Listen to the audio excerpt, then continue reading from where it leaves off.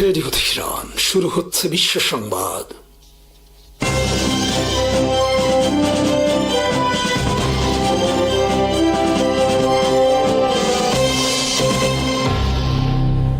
শুরুতেই সংবাদ শিরোনাম। মধ্যপ্রাচ্যে চলমান উত্তেজনার মধ্যে একাধিক নতুন ঘটনার খবর সামনে এসেছে।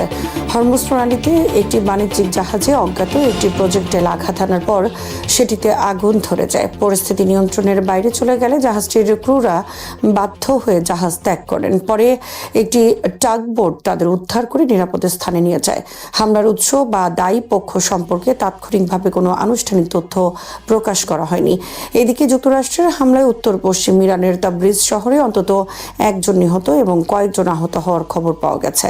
স্থানীয় সূত্রের দাবি, হামলাটি সামরিক স্থাপনাকে লক্ষ্য করে চালানো হলেও এতে হতাহতের ঘটনা ঘটেছে।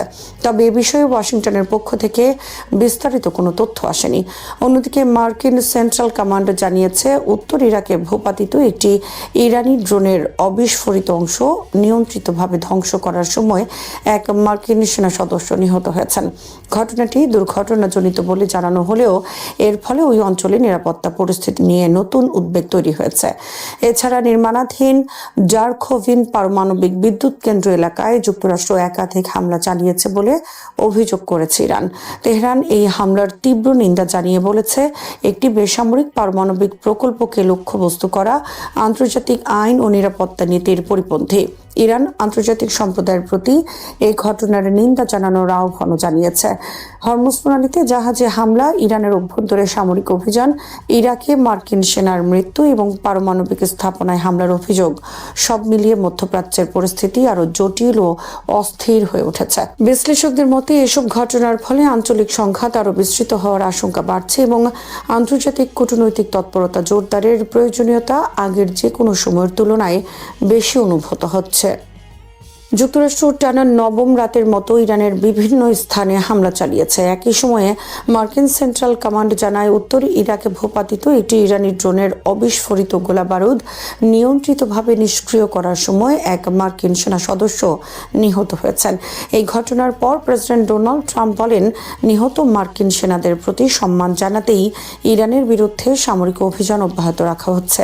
এদিকে ইরানের Islamic Revolutionary Guard Corps IRGC দাবি করেছে, কৌশলগতভাবে গুরুত্বপূর্ণ হরমুজ প্রণালীর দক্ষিণাংশে দুটি তেলবাহী ট্যাঙ্কারে বিস্ফোরণের ঘটনা ঘটেছে, যার ফলে জাহাজ দুটি চলাচল বন্ধ করে দিতে বাধ্য হয়। অন্যদিকে যুক্তরাষ্ট্রের সঙ্গে স্বাক্ষরিত অন্তর্বর্তী সমঝোতা নিয়ে ওয়াশিংটনের অবস্থানের সমালোচনা করেছে তেহরান। ইরানের পররাষ্ট্র মন্ত্রণালয়ের মুখপাত্র ইসমাইল বাখাই বলেছেন, সমঝোতা স্মারকের ভাষা নিয়ে কোনো ধরনের অস্পষ্টতা নেই এবং যুক্তরাষ্ট্রের তা লঙ্ঘনের কোনো অজুহাতও থাকতে পারে না। সাংবাদিকদের তিনি বলেন, 14 দফার ওই সমঝোতা স্মারকের প্রতিটি বিষয়ই স্পষ্টভাবে উল্লেখ করা হয়েছে। এছাড়া হরমুজ প্রণালীর ভবিষ্যৎ ব্যবস্থাপনার দায়িত্ব ইরানের ওপরই বর্তায় বলে পুনর্ব্যক্ত করেন তিনি। বাঘাই বলেন, এ বিষয়ে ওমানের সঙ্গে পরামর্শ এবং আঞ্চলিক দেশগুলোর সঙ্গে সংলাপের মাধ্যমে অগ্রসর হবে তেহরান। তিনি জোর দিয়ে বলেন, চুক্তির পাঠ সম্পূর্ণ পরিষ্কার, তাই যুক্তরাষ্ট্রের পক্ষে এই সমঝোতা ভঙ্গের কোনো গ্রহণযোগ্য অজুহাত নেই। এদিকে মধ্যপ্রাচ্য উত্তেজনা ক্রমেই বাড়তে থাকায় আন্তর্জাতিক মহলে নতুন করে উদ্বেগ সৃষ্টি হয়েছে।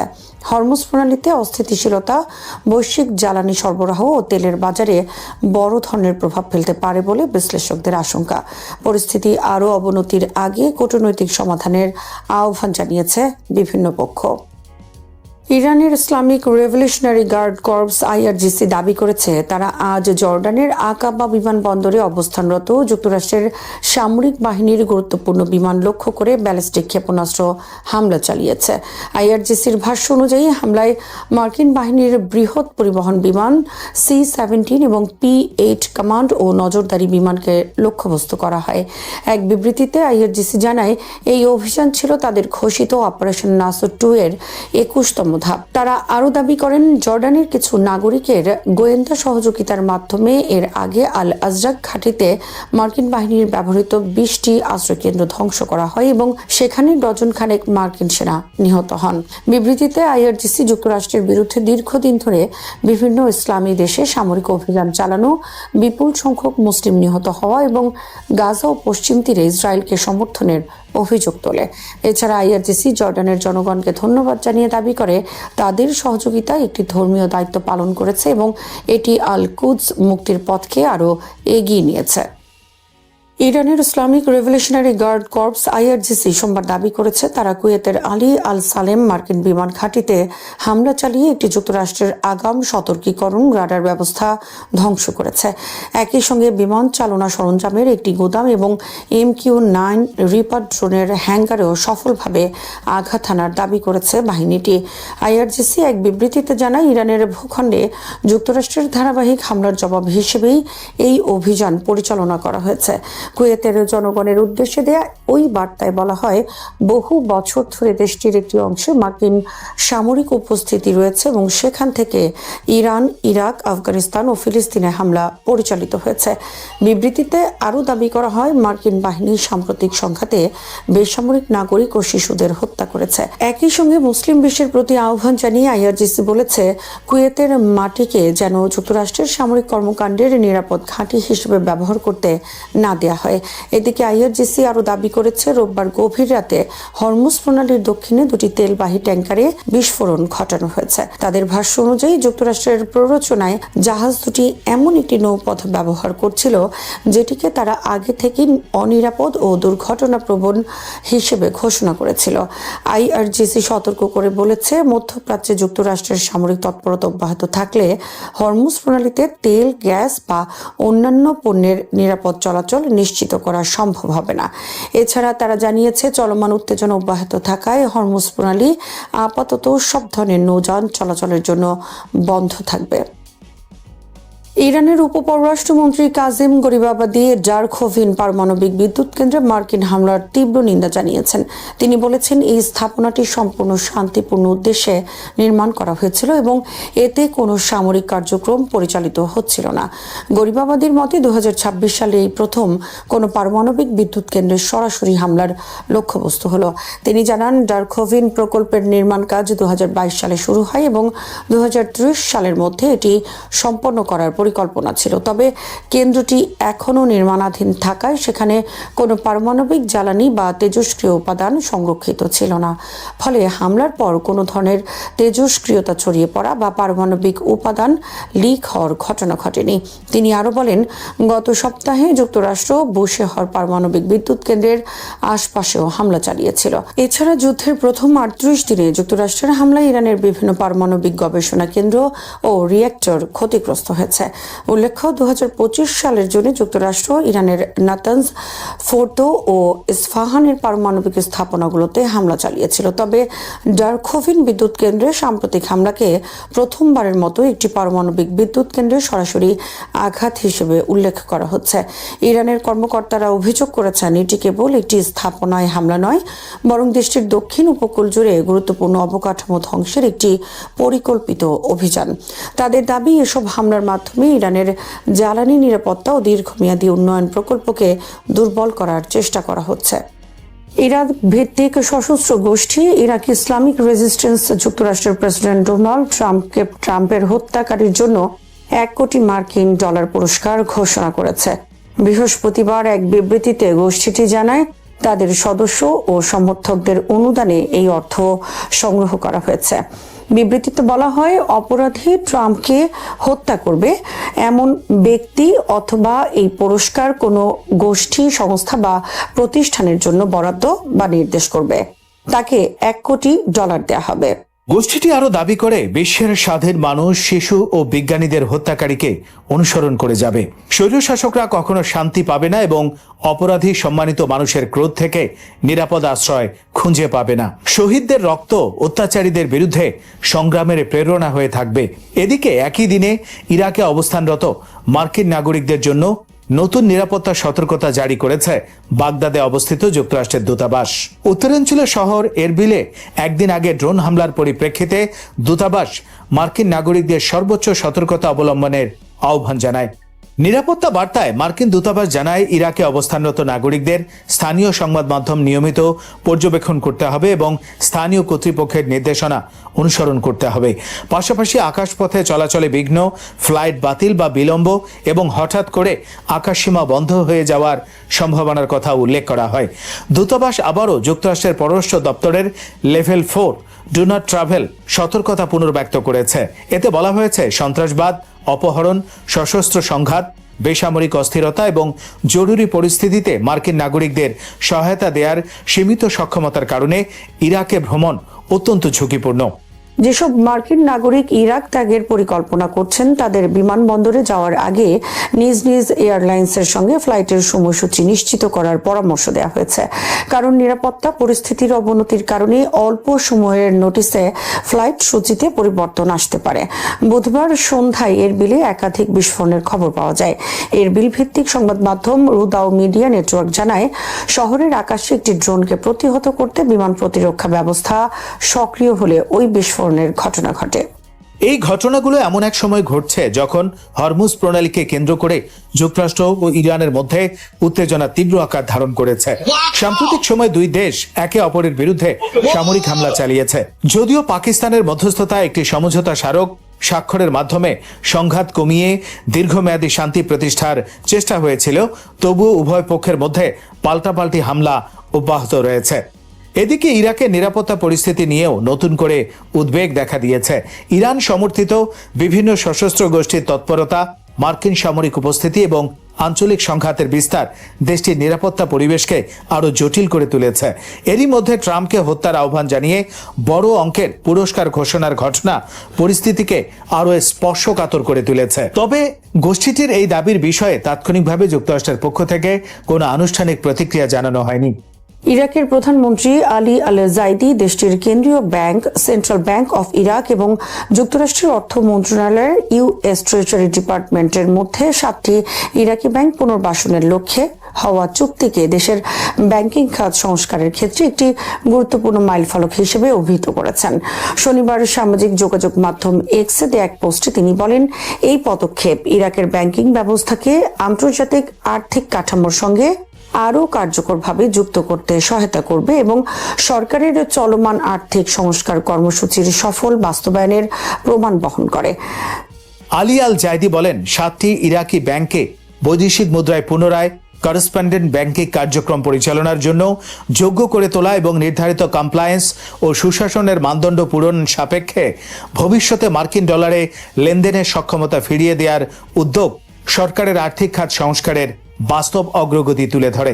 তার ভাষায়, এই চুক্তি ইরাকের ব্যাংকিং খাতের প্রতি আন্তর্জাতিক আস্থা বৃদ্ধি করবে এবং জাতীয় অর্থনীতি ও বিনিয়োগের জন্য নতুন দিগন্ত উন্মোচন করবে। তিনি আরো বলেন, তার সরকার আর্থিক ও ব্যাংকিং খাতে সংস্কার কার্যক্রম অব্যাহত রাখবে এবং স্বচ্ছতা, জবাবদিহিতা ও সুশাসনের মানদণ্ড প্রতিষ্ঠায় কাজ করবে। এর মাধ্যমে দেশের অর্থনৈতিক স্বার্থ সুরক্ষিত হওয়ার পাশাপাশি আঞ্চলিক ও আন্তর্জাতিক পর্যায়ে ইরাকের অর্থনৈতিক অবস্থান আরও শক্তিশালী হবে বলে তিনি আশাবাদ ব্যক্ত করেন। অর্থনৈতিক বিশ্লেষকদের মতে আন্তর্জাতিক করেসপন্ডেন্ট ব্যাংকিং নেটওয়ার্কের সঙ্গে ইরাকের ব্যাংকগুলোর পুনঃসংযোগ দেশের আর্থিক ব্যবস্থায় গুরুত্বপূর্ণ ইতিবাচক প্রভাব ফেলতে পারে। এর ফলে ইরাকি দিনারের বিনিময় হার স্থিতিশীল রাখতে সহায়তা মিলবে, বৈদেশিক বাণিজ্যের অর্থায়ন সহজ হবে এবং অবকাঠামো উন্নয়ন ও শিল্পায়নের জন্য প্রয়োজনীয় বিদেশি বিনিয়োগ আকর্ষণ করা সম্ভব হবে। একই সঙ্গে দেশের সামগ্রিক আর্থিক নিরাপত্তা ও আন্তর্জাতিক বাণিজ্য সক্ষমতাও জোরদার হবে বলে মনে করছেন বিশেষজ্ঞরা। এর আগে শুক্রবার যুক্তরাষ্ট্র ও ইরাকের মধ্যে 48টি চুক্তি, সমঝোতা স্মারক এবং অর্থনৈতিক সহযোগিতা সংক্রান্ত বিভিন্ন সমঝোতা স্বাক্ষরিত হয়। পাশাপাশি সরকারি ও বেসরকারি উভয় খাতে দুই দেশের মধ্যে দীর্ঘমেয়াদী সহযোগিতা বৃদ্ধির লক্ষ্যে একটি সমন্বিত অংশীদারিত্ব ঘোষণা করা হয়।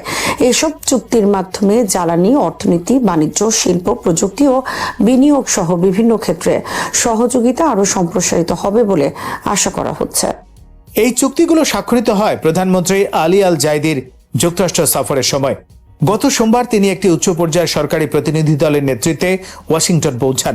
2026 সালের মে মাসে প্রধানমন্ত্রী হিসেবে দায়িত্ব গ্রহণের পর এটি ছিল তার প্রথম বিদেশ সফর। সফরকালে আলী আল জায়েদি যুক্তরাষ্ট্রের প্রেসিডেন্ট ডোনাল্ড ট্রাম্পের সঙ্গে বৈঠক করেন এবং বৈঠকে দুই দেশের দ্বিপক্ষীয় সম্পর্ক, অর্থনৈতিক সহযোগিতা, আঞ্চলিক নিরাপত্তা এবং বিনিয়োগ বৃদ্ধির বিভিন্ন বিষয় নিয়ে আলোচনা হয়। শুক্রবার ওয়াশিংটনে যুক্তরাষ্ট্রের চেম্বার অব কমার্স আয়োজিত এক ব্যবসায়িক সম্মেলনেও অংশ নেন ইরাকের প্রধানমন্ত্রী। সেখানে তিনি যুক্তরাষ্ট্র ও ইরাকের অর্থনৈতিক অংশীদারিত্বের গুরুত্ব তুলে ধরে বলেন, দুই দেশের মধ্যে বাণিজ্য ও বিনিয়োগ সহযোগিতা সম্প্রসারণ উভয় দেশের জন্যই লাভজনক হবে। সম্মেলনে মার্কিন ব্যবসায়ী, ব্যাংকার, বিভিন্ন আর্থিক প্রতিষ্ঠানের প্রতিনিধি এবং শিল্প ও প্রযুক্তি খাতের শীর্ষস্থানীয় কর্মকর্তারা উপস্থিত ছিলেন। পর্যবেক্ষকদের মতে সাম্প্রতিক এসব উদ্যোগ ইঙ্গিত দিচ্ছে যে আন্তর্জাতিক আর্থিক ব্যবস্থায় নিজেদের অবস্থান পুনর্গঠনের পাশাপাশি বিদেশি বিনিয়োগ আকর্ষণ, ব্যাংকিং খাত আধুনিকায়ন এবং যুক্তরাষ্ট্রের সঙ্গে অর্থনৈতিক সম্পর্ককে নতুন উচ্চতায় নিয়ে যেতে সক্রিয়ভাবে কাজ করছে। ভারতের উত্তরপ্রদেশের রামপুরে অবস্থিত মোহাম্মদ আলী জওহর বিশ্ববিদ্যালয়কে ঘিরে নতুন করে বিতর্ক শুরু হয়েছে। বিশ্ববিদ্যালয় ক্যাম্পাসের একাধিক ভবন ভেঙে ফেলার জন্য রামপুর ডেভেলপমেন্ট অথরিটি নোটিশ দেওয়ার পর বিষয়টি রাজনৈতিক ও সামাজিক অঙ্গনে ব্যাপক আলোচনার জন্ম দিয়েছে।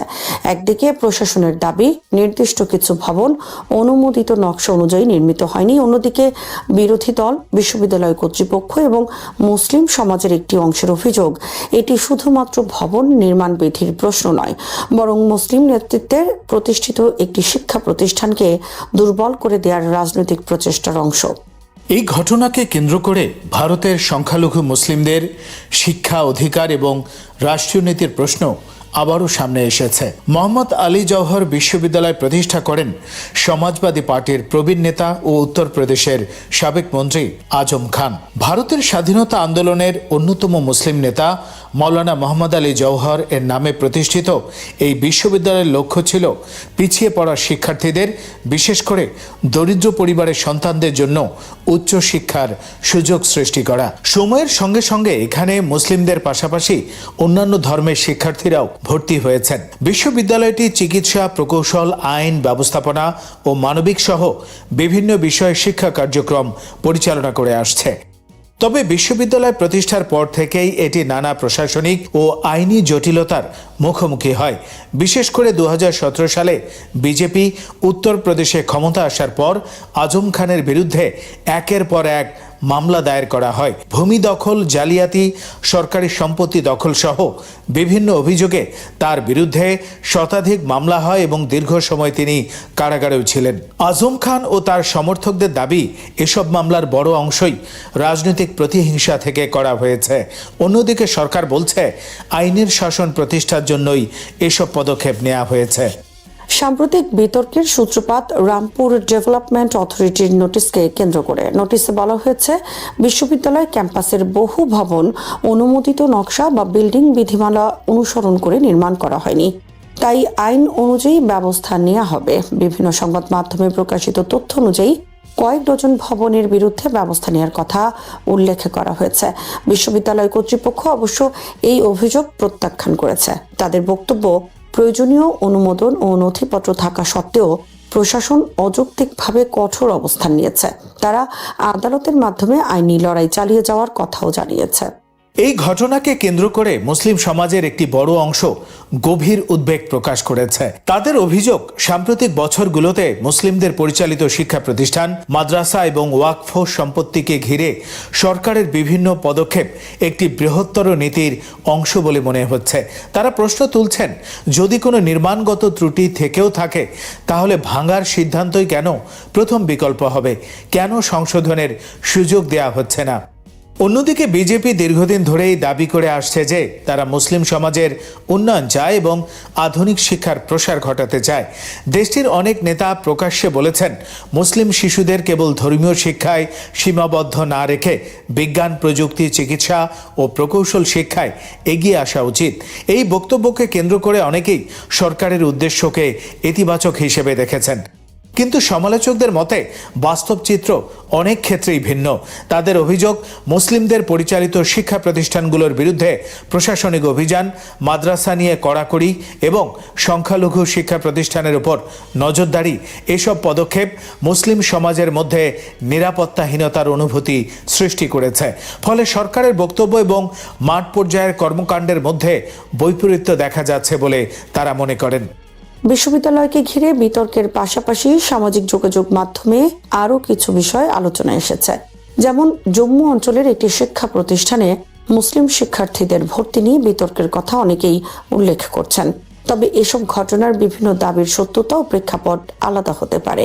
তাই প্রতিটি ঘটনাকে নির্ভরযোগ্য তথ্য ও সরকারি নথির ভিত্তিতে মূল্যায়ন করা প্রয়োজন। ভারতের সংবিধান ধর্মীয় স্বাধীনতা এবং সংখ্যালঘুদের নিজস্ব শিক্ষা প্রতিষ্ঠান প্রতিষ্ঠা ও পরিচালনার অধিকার স্বীকৃতি দিয়েছে। সংবিধানের ৩০ নম্বর অনুচ্ছেদে সংখ্যালঘুদের শিক্ষা প্রতিষ্ঠান প্রতিষ্ঠা ও পরিচালনার অধিকার নিশ্চিত করা হয়েছে। ফলে কোনো প্রতিষ্ঠানের বিরুদ্ধে প্রশাসনিক ব্যবস্থা নেওয়ার ক্ষেত্রে আইনি প্রক্রিয়া, স্বচ্ছতা এবং বৈষম্যহীনতা অত্যন্ত গুরুত্বপূর্ণ। বিশ্লেষকদের মতে, যদি সত্যি নির্মাণ বিধি লঙ্ঘনের ঘটনা ঘটে থাকে তাহলে আইন অনুযায়ী ব্যবস্থা নেয়ার অধিকার সরকারের রয়েছে। তবে একই সঙ্গে প্রশ্ন উঠেছে, একই ধরনের অভিযোগে অন্যান্য শিক্ষা প্রতিষ্ঠানের ক্ষেত্রেও কি সমানভাবে আইন প্রয়োগ করা হচ্ছে? যদি আইন প্রয়োগে বৈষম্যের অভিযোগ ওঠে তাহলে তা গণতান্ত্রিক রাষ্ট্রের জন্য উদ্বেগের বিষয় হয়ে দাঁড়ায়। এই বিতর্কের আরেকটি গুরুত্বপূর্ণ দিক হলো শিক্ষার্থীদের ভবিষ্যৎ। একটি বিশ্ববিদ্যালয়ের অবকাঠামো ভেঙে ফেলা হলে সবচেয়ে বড় ক্ষতির মুখে পড়তে পারেন সেখানে অধ্যয়নরত হাজারো শিক্ষার্থী। তাদের শিক্ষা কার্যক্রম, আবাসন, গবেষণা এবং ভবিষ্যৎ পরিকল্পনা অনিশ্চয়তার মধ্যে পড়ে যেতে পারে। তাই আদালতের চূড়ান্ত সিদ্ধান্তের আগে শিক্ষার্থীদের স্বার্থকে সর্বোচ্চ গুরুত্ব দেওয়া প্রয়োজন বলে শিক্ষা বিশেষজ্ঞরা মনে করেন। ভারতের রাজনীতিতে ধর্মীয় মেরুকরণ দীর্ঘদিনের বাস্তবতা। সাম্প্রতিক বছরগুলোতে সেই বিতর্ক আরও তীব্র হয়েছে। একদিকে বিজেপি সরকারের দাবি তারা আইনের শাসন প্রতিষ্ঠা করছে এবং অবৈধ নির্মাণের বিরুদ্ধে ব্যবস্থা নিচ্ছে। অন্যদিকে বিরোধী দল এবং মানবাধিকার কর্মীদের অভিযোগ, আইন প্রয়োগ অনেক ক্ষেত্রেই বেছে বেছে করা হচ্ছে এবং সংখ্যালঘু সম্প্রদায়ের প্রতিষ্ঠানগুলো বেশি লক্ষ্যবস্তুতে পরিণত হচ্ছে। মোহাম্মদ আলী জওহর বিশ্ববিদ্যালয়কে ঘিরে বর্তমান পরিস্থিতিও সেই বিতর্কের অংশ হয়ে উঠেছে। আদালতের রায় এবং প্রশাসনের পরবর্তী পদক্ষেপই নির্ধারণ করবে বিশ্ববিদ্যালয়ের ভবিষ্যৎ কি হবে। জুলাই অভ্যুত্থানের প্রায় ২ বছর পরও বাংলাদেশের সমাজে সেই ঘটনার ক্ষত শুকায়নি। রাষ্ট্রীয় নিরাপত্তা বাহিনী ও ক্ষমতাসীন আওয়ামী লীগের দলীয় কর্মীদের হামলায় প্রায় ১৪০০ মানুষ নিহত এবং প্রায় ২৫,০০০ আহত হন বলে বিভিন্ন প্রতিবেদনে উল্লেখ করা হয়েছে। নিহতদের পরিবার ও আহতদের কাছে বিচার ও জবাবদিহি কোনো রাজনৈতিক বিতর্ক নয়, বরং ন্যায় বিচারের মৌলিক দাবি। তাই আওয়ামী লীগ নিষিদ্ধের প্রশ্নটি আবেগের নয়, এটি আইন, ইতিহাস ও গণতান্ত্রিক নীতির আলোকে বিবেচনার বিষয়। সাধারণ পরিস্থিতিতে কোনো রাজনৈতিক দল নিষিদ্ধ করা গণতান্ত্রিক রাষ্ট্রের জন্য অত্যন্ত গুরুতর পদক্ষেপ। তবে আন্তর্জাতিক আইন ও বহু দেশের সাংবিধানিক কাঠামো স্বীকার করে যে যদি কোনো দল গণহত্যা, মানবতা বিরোধী অপরাধ বা সংঘবদ্ধ সহিংসতার সঙ্গে জড়িত থাকে এবং গণতন্ত্র ধ্বংসের হুমকি সৃষ্টি করে তাহলে আইনসম্মত প্রক্রিয়ায় সেই দলকে নিষিদ্ধ করা যেতে পারে। এই ধারণার দার্শনিক ভিত্তিও সুপ্রতিষ্ঠিত। ব্রিটিশ দার্শনিক জন স্টুয়ার্ট মিল সতর্ক করেছিলেন যে গণতন্ত্র কেবল সংখ্যাগরিষ্ঠের শাসন নয়, এটি সংখ্যালঘুর অধিকারও রক্ষা করবে। পরবর্তীতে নাৎসি জার্মানির অভিজ্ঞতা থেকে দার্শনিক কার্ল পপার সহনশীলতার প্যারাডক্স তুলে ধরেন। তার মতে অসহনশীল শক্তিকে সীমাহীন স্বাধীনতা দিলে শেষ পর্যন্ত গণতন্ত্রই ধ্বংস হয়ে যায়। এই চিন্তার উপর ভিত্তি করেই জার্মান রাজনৈতিক তাত্ত্বিক কার্ল লোয়েনস্টাইন মিলিট্যান্ট ডেমোক্রেসি বা আত্মরক্ষামূলক গণতন্ত্রের ধারণা দেন, যেখানে গণতন্ত্রকে ধ্বংস করতে চাওয়া সংগঠনের বিরুদ্ধে রাষ্ট্র আইনগত ব্যবস্থা নিতে পারে। আন্তর্জাতিক আইনেও একই নীতি অনুসরণ করে। আন্তর্জাতিক নাগরিক ও রাজনৈতিক অধিকার সম্পর্কিত চুক্তি ICCPR এবং ইউরোপীয় মানবাধিকার সনদ ECHR সংগঠন গঠনের স্বাধীনতা নিশ্চিত করলেও জাতীয় নিরাপত্তা, জনশৃঙ্খলা ও অন্যের অধিকার রক্ষার স্বার্থে আইনসম্মত সীমাবদ্ধতার সুযোগ রেখেছে। ইউরোপীয় মানবাধিকার আদালত একাধিক রায় বলেছেন, কোনো রাজনৈতিক দল নিষিদ্ধ করার জন্য 3টি শর্ত পূরণ করতে হবে। দলটি গণতন্ত্রের জন্য প্রকৃত ও গুরুতর হুমকি হতে হবে, নিষেধাজ্ঞা হতে হবে আনুপাতিক এবং এটি হতে হবে সর্বশেষ উপায়। বিশ্বে এমন নজিরও রয়েছে। দ্বিতীয় বিশ্বযুদ্ধের পর জার্মানিতে নাৎসি পার্টি বিলুপ্ত করা হয়। রুয়ান্ডায় গণহত্যার পর MRND এবং ইন্টরাহামুয়ে সংগঠন নিষিদ্ধ হয়। ইরাকে বাথ পার্টি এবং বসনিয়ায় গণহত্যার সঙ্গে জড়িত কয়েকটি সার্ব জাতীয়তাবাদী সংগঠনের বিরুদ্ধেও একই ধরনের ব্যবস্থা নেওয়া হয়। এসব ক্ষেত্রে আন্তর্জাতিক আদালত শুধু ব্যক্তিদের নয়, দলীয় কাঠামোকেও সংঘবদ্ধ সহিংসতার হাতিয়ার হিসেবে বিবেচনা করেছে। বাংলাদেশের ইতিহাসও সতর্কতার শিক্ষা দেয়। অতীতে জামাত ইসলামী সহ কয়েকটি রাজনৈতিক দল নিষিদ্ধ হলেও পরবর্তীতে আদালতে সেই সিদ্ধান্ত বাতিল হয়েছে। ফলে আওয়ামী লীগের ক্ষেত্রেও কোনো সিদ্ধান্ত প্রশাসনিক আদেশের ভিত্তিতে নয়, বরং শক্তিশালী প্রমাণ ও স্বচ্ছ বিচারিক প্রক্রিয়ার মাধ্যমে হওয়া জরুরি।